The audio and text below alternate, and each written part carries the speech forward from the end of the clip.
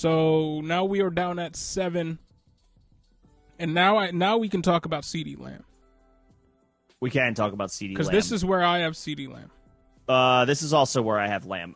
Make no mistake, I think he's going to be excellent. I think the 13.3 ADP is a little ambitious. But the same, if we're going to pump Evans for reasons that we just did, Godwin rehabbing, no AB, we have to do the same thing for CeeDee Lamb. Yeah. Amari Cooper is gone. Cedric Wilson has moved on. Michael Gallup is probably looking at a later return date than Godwin. We might not see Godwin till October. We might not see Gallup till November. And that's didn't Gallup get hurt in Week 17?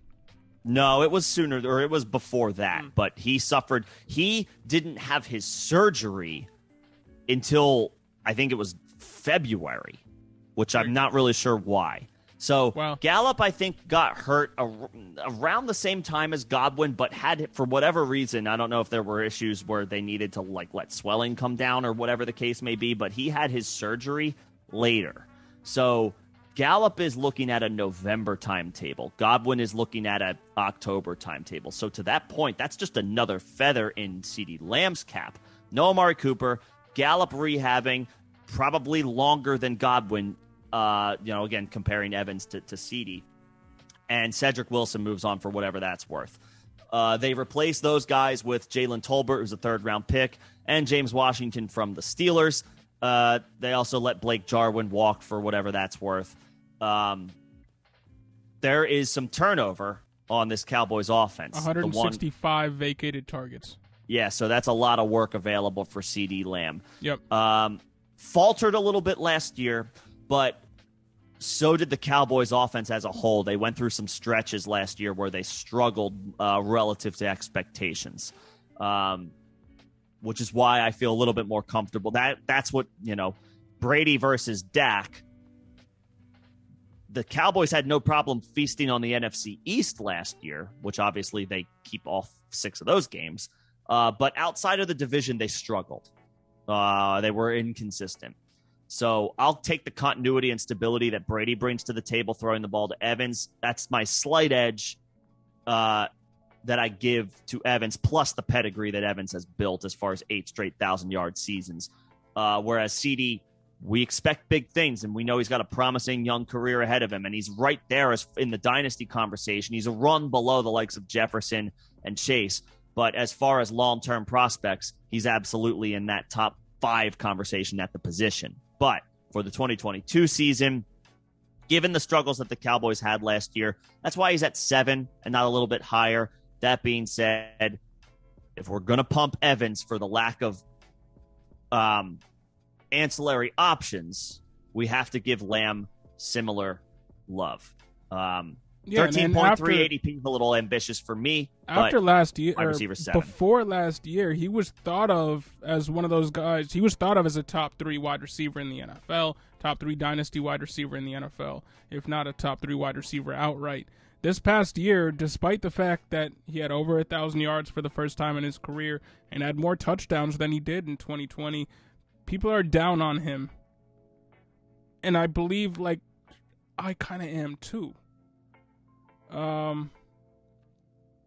Like a 23-year-old wide receiver who's done what he has should be high. And with the targets vacated in this offense, again, 165 vacated targets, I feel like I have him too low. I just can't put him up any higher because I don't. He struggled last year, but wide receiver 18 in points per game, wide receiver 18 finished the year before that in his rookie season, wide receiver 20. So he isn't like rookie wide receiver coming into the league top 10 wide receiver in points per game. He's not Justin Jefferson. He's not Jamar Chase. He is a step below. He's what I believe to be, he's in a tier by himself. He's in a tier by himself for me. Like he's still a top 5 dynasty wide receiver. But that's not the conversation we're having. No. What he did do is that last year he finished with a 20.4 target share percentage. 24.4 air yard share, 21 deep targets, 406 yards after the catch, which ranked 15th. Yards per target was 20th in the league, and yards per route run was 12th. So the potential is there. The potential is there. He did well in a couple of key metrics, and we expect him to have more targets. Oh, yeah. His yards per route run is top 12. It was number 12 last year.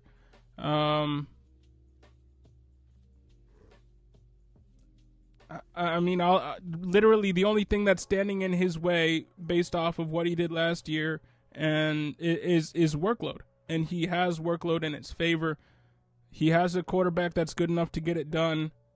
There is no other alpha wide receiver there to take away targets from him. Even when Gallup comes back, Gallup isn't that type of guy. Neither is Jalen Tolbert. I mean, he's pretty unquestioned. When we talk about other wide receivers who have pretty much unquestioned workloads, we're talking about guys like Justin Jefferson. We're talking about guys like Cooper Kupp, Stephon Diggs, Mike Evans. And CeeDee Lamb, I believe, falls into that territory. Mm-hmm. We just got to see it once where he doesn't finish wide receiver 18. Right. He's like young Mike Will for me. I mean, he might have a little bit more potential than that, but yeah. 111 targets his rookie season, upped it by 9 in his second season, 120 targets. 74 catches year 1, 79 catches year 2. The big difference is he turned those 5 extra catches into about 150, maybe 175 more yards. So he was more efficient in that regard. 5 touchdowns year 1, 6 touchdowns year 2. So 11 total for his career. He chipped in a rushing score his rookie season. So we expect the targets to go up. I got to imagine, especially with Amari Cooper out of the picture, there's the 150 targets is well within his capabilities. Yes. Like, he can absolutely see an increase in targets by 30. I expect him to, especially with the wide receivers he's going to be playing with early in the season next year. So if that translates, say, into another 15 or 20 catches, he can threaten for a 100 catch season. We just haven't seen him do it yet at that elite level. We've seen him be very, very good. We've seen him be excellent. We haven't seen him done it quite yet at the that elite next level tier level.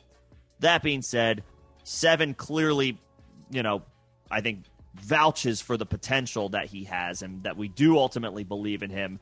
I don't have a problem with the fact that I can't move him higher because I don't.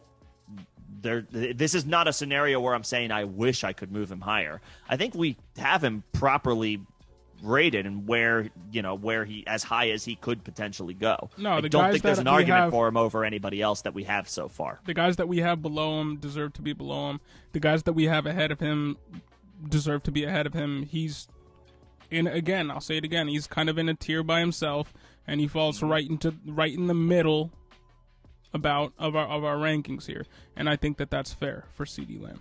I do.